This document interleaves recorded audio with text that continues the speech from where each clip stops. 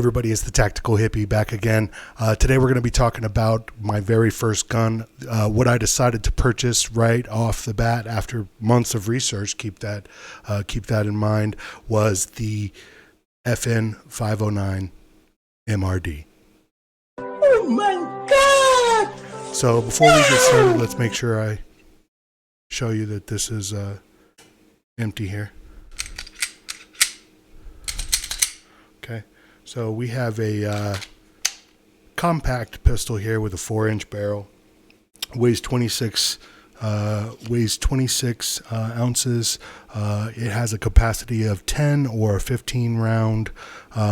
There is two other firearms within this same class, or within this line, and they are the mid-size, and then there is also the full size. And the overall length of this is 7.4 inches. Height is 5.2 inches, and the width is 1.35 inches. It's got a 5.5 to 7 pound trigger pull, and it's got silencer height sights right out of the box. Also, it has a bunch of different face plates that you can comes with a bunch of different face plates that you can mount optics to, so it's ready out of the box for a bunch of different types of common optics. It has a 15 round mag, and then it also comes with a 12 round mag. This is the kind of the pocket size version, and it certainly is with the pocket size. This is the smaller, kind of the flush fit magazine here. So let's take a look at a couple things about this. So it has a safety here on the trigger, and this is a really nice trigger. It's very predictable. Now, I have never had a super fancy trigger, so some of you experts out there who have run a bunch of different types of triggers can really tell me a little bit more about this on whether or not it's kind of a good one or not. If it has a little bit of play, and it's very nice. It's very crisp, and then a very predictable wall, and then nice clean break, and the reset is very clean. So I really enjoy the trigger. I like this. This firearm has ambidextrous controls, so that's another thing about it that's really cool. It also has a Picatinny rail, I guess, up here for you to mount your little optics on. Let's take a look at it here on the table.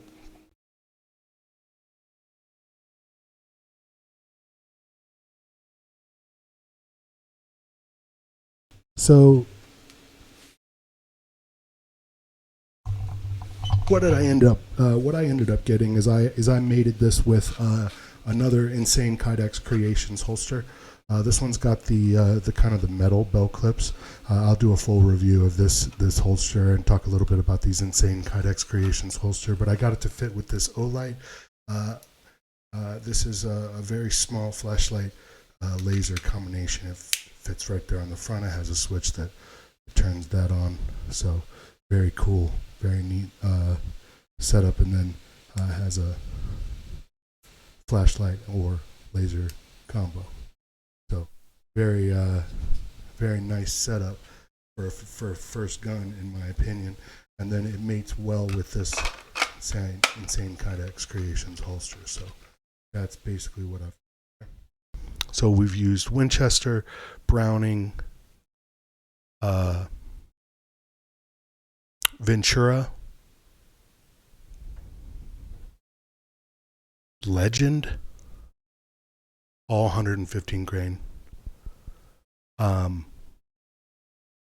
And I think that's pretty much it. And yeah, we ran 500 rounds in it. I cleaned it before I took it out the very first time. When I first got it, I wanted to learn how to take it apart and clean it. So I cleaned it and I put it back together and I took it out for the first time.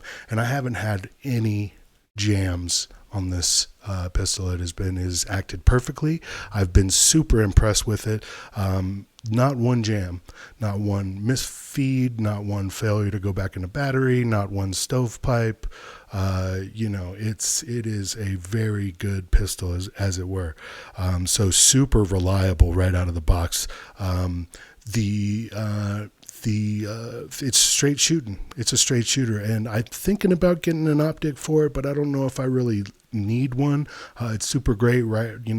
With the sights, and honestly, it's a bed. I bought it as a kind of like a bedside gun. One of the reasons why I really liked this one, and I chose this over other models, I compared this one basically to the Glock 19. Honestly, on the internet, and I'm sure everybody will agree. And the Glock 19 is what everybody says to get for even a carry pistol, but this being a subcompact pistol, which I wanted something smaller for an everyday carry, so I ended up opting for that Car CW380, and there's a video on that. You can find that link here. But so everybody obviously is a huge fan of the Glock 19. This thing, so for my very first gun, I did a lot of research, and I really liked kind of the looks, honestly, of the FN509, and everybody had good things to say about it as well. So I decided to give it a try, and I have not been disappointed. There's a little caveat here. These videos are for people who are new to firearms, who are considering purchasing their first firearm or considering purchasing the FN509. These videos are not going to be for the experts. That being said, I appreciate any advice that the experts have for any new shooters who have questions in the comments and stuff like that. And also, I'd love to learn as much as I can. So if you have some little cool tidbits, let me know about this. I've been considering getting an aftermarket Apex barrel. The Apex barrels are apparently match grade and will allow me to put a suppressor on this thing. I've been thinking about that, but I've been considering other options, as it were. But anyway, back to what I was saying. It's very comparable to the Glock 19 in width and in size, and actually is a little bit smaller, especially with the flush fit magazine. Another thing that's really great about this gun is it was used for the trials for the military. So that's one of the reasons why I believe that it is so epically reliable. They went through a lot of design, and honestly, behind the scenes, who really knows why they didn't get that contract? That's a very interesting question, in my opinion. So we have a pistol that went through a military trial, very difficult military trial, so it's going to stand the test of time. It's going to be really reliable, and man, its simplicity of design is amazing in this, and honestly, super accurate right out of the gate. Doesn't have a lot of recoil, ambidextrous controls, very good option. It's got a serrated slide, if that's the word. Correct me in the comments if I'm wrong.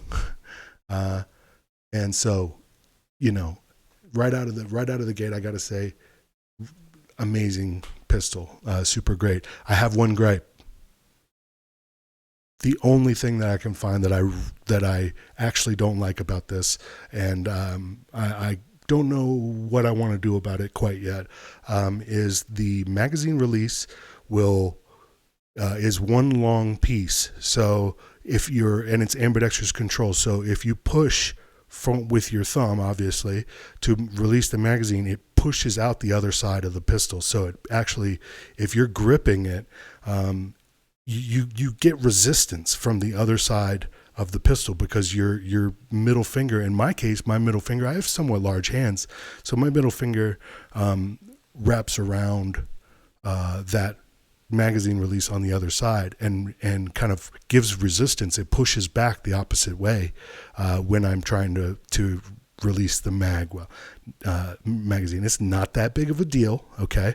And I don't know how I want to resolve it. I don't know if there's a different piece where it's just like a right-handed one that I can replace it with, or maybe if I have to take it out and take it apart and file down that right-hand side, and so that, you know, I'm using manipulating it on the left-hand side with my thumb, and on the right-hand side, it's that's the side I need to kind of file down. But also, I don't want to take away from the value of the pistol, so I'm just been trying to get used to it. But really, that's my main gripe, only problem. So if you agree with my assessment that this is a super good pistol, write down in the comments below how your experiences have been, and definitely interested in hearing some feedback on why you think I made a good choice or the wrong choice. Leave your feedback in the comments below. I appreciate you guys watching. Definitely like the video, brand new. Anyone who liked the other videos, thank you. Check out my Patreon.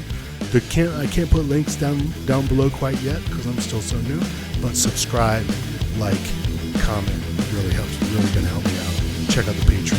Thanks so much for watching. This is the Tactical Review, and I'll see you next time.